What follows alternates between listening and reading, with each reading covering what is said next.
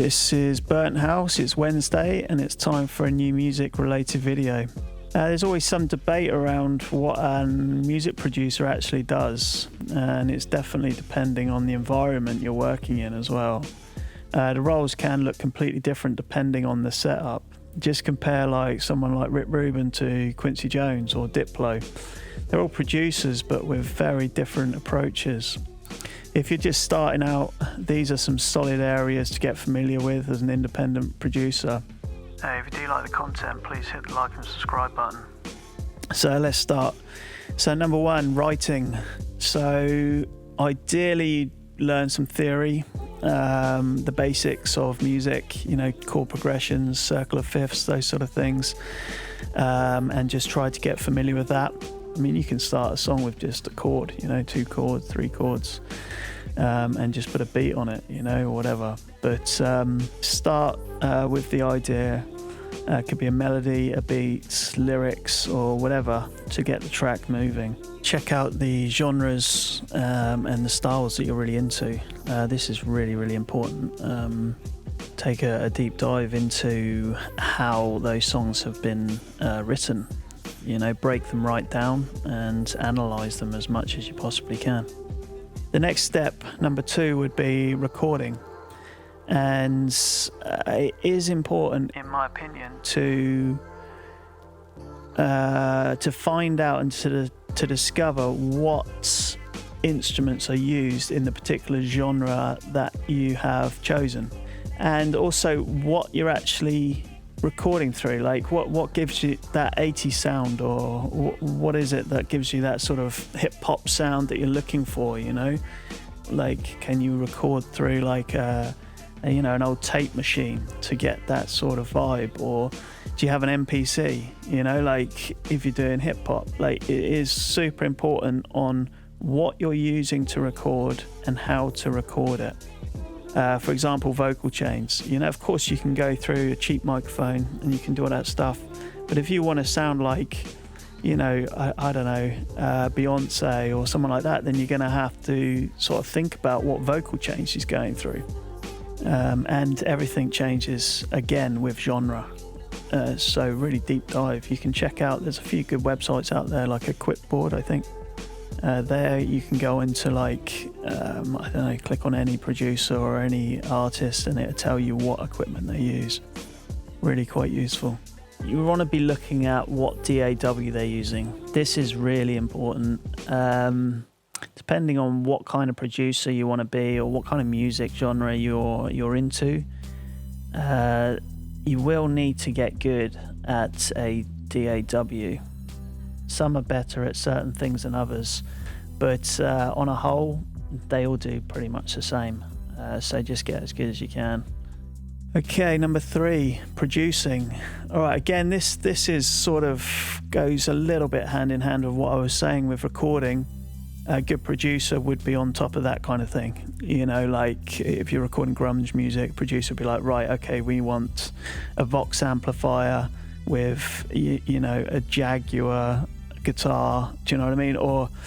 And we're using a SM57 to record through it, and I want it going through the 1073 Neve. Do you know what I mean? Just so you get that sound, and this is kind of the producing stage. The song's already written and the producer is coming in and he's working on the arrangements, the sound design, the structure, making sure the song actually all works together. For example, like Rick Rubin, he's known as the reducer. He goes in and he strips a song right down and leaves what he thinks is the core of the actual song. And there's many ways of doing this. They might find different ways to do like transitions, for example, things like that. It's really sort of going in depth into the actual song and trying to get it really just to sound as good as possible. Okay, number 4, which is the one that I get really frustrated with, is mixing. Just getting the levels right. It's all very well to just say get the levels right, and to be honest, like half of it is getting the levels right, and that's not really the biggest problem. It's trying to get everything to pop out and to like the vocals to really come out, and to also involve some of the producing and into that, you know, like synthwave, you know, trying to get enough reverb on there to sound like a synthwave track, and then getting the vocal to actually fit inside the mix, those sort of things, using the right compression, effects, making sure everything sits just right and nothing's fighting for space. And this is when EQ really comes into play there. There's plenty of YouTube videos to help out with the mixing side of things, and it is just time and patience with mixing. The other thing is the mix is so important if you want a good master, and there are certain techniques. I think like Dr. Dre said once, you should always mix your vocals 2 dB above your final mix, especially in heavy bass music, because when you actually start mastering, all the bass frequencies pop out and it will cover your vocal if they're not sitting a little bit above in the mixing stage. So that's quite a nice tip. And then obviously number 5, which would be mastering. These are the final adjustments, and flicking back into your mix to get the master right is also quite a nice idea. Start mastering, do a rough master, pop back into the mix if there's anything else and just tweak it slightly. And then go into the actual mastering phase when you're totally happy with your mix, and making it all loud enough, consistent, and ready for a release across the platforms. Which, again, there's plenty of YouTube videos on that as well. And now number 6, which brings us to the business side of things. Registering your work, collecting royalties, uploading to distributors, running promos, and managing your brand. It's the managing your brand bit that sucks, in my opinion. Like, registering your work's easy.